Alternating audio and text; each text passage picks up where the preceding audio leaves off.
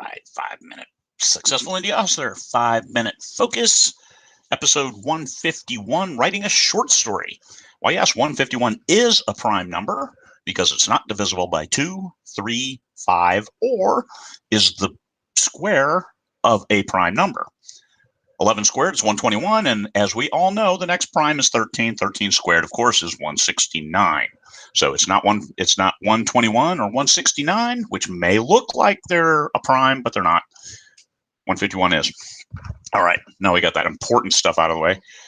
Writing a short story. Short story is your opportunity to focus on a single issue with a single protagonist, and that might be a pair of protagonists, but your main characters, they're doing one thing.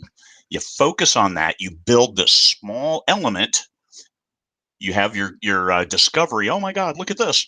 Then you have the conflict. Then you have the resolution, and that's it. Pretty simple. It also is a great exercise for novelists to be able to do a scene. So think of it. If you write novels, think of it as a scene. You have to do a little bit of a setup, make the thing happen, resolve it, declare victory, turn it into your anthology, turn it into the collection of short stories, and move on.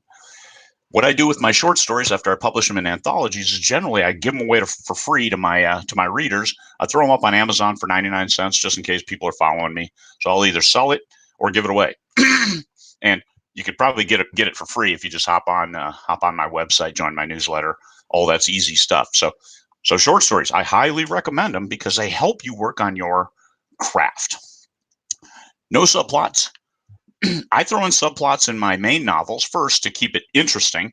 John Truby suggests that at least a dozen subplots, side tendrils, those kind of things that go alongside the main plot or even help bolster the main plot to keep it interesting and hold the reader's apt attention and keep them reading.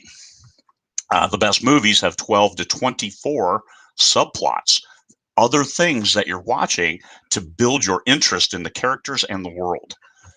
A short story, you might have none. Then again, your plot and your main item, the thing you're trying to portray in your story, might be too short. So you can throw in one subplot, but not too many more. One or two, that's it. Even though a robust short story, it's going to have characters you can believe in, doing things you can embrace.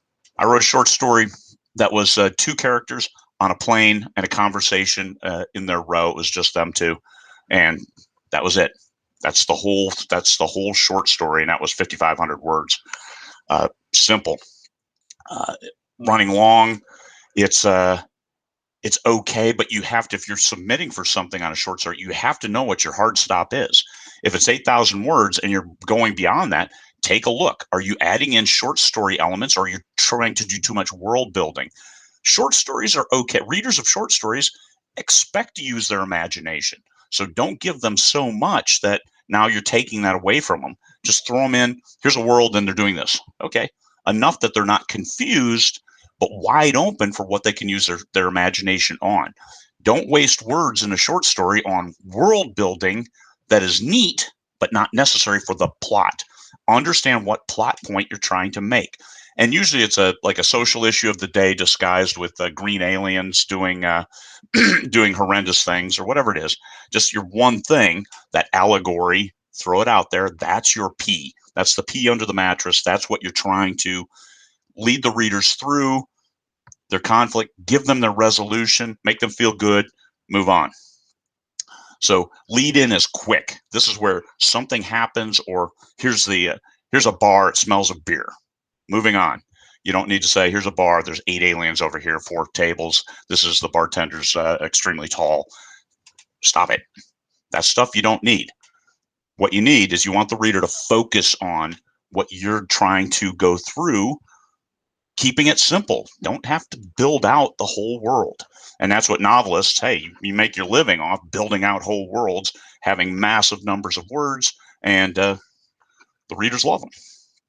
Short story, you work on your craft. It's for you. You focus on the one conflict: discovery, conflict, resolution. That's it. Don't look at resolution. Don't leave them hanging too much. A lot of people will think of a short story as the first chapter in a book. Don't do that. It really leaves readers unfulfilled, and they're thinking it's like a bait and switch. Hey, you're just trying to get me to buy your book. Well, yes, but let's not be so blatant about it.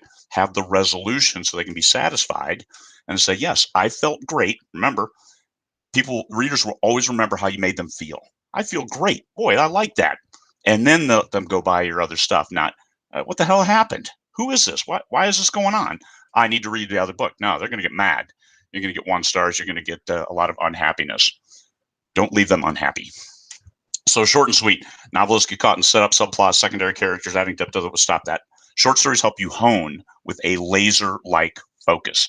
That's what you're looking at for your short story. Figure out the one issue the short story is going to be about. Get the discovery quick. Work through the resolution. Declare victory. Have a satisfying ending. And then turn it in. There you go. Move on. All right, that's it. That's short stories. I love writing short stories. I have some 30, 35, and I'm always looking for more. So you guys have a good one. Peace, fellow humans.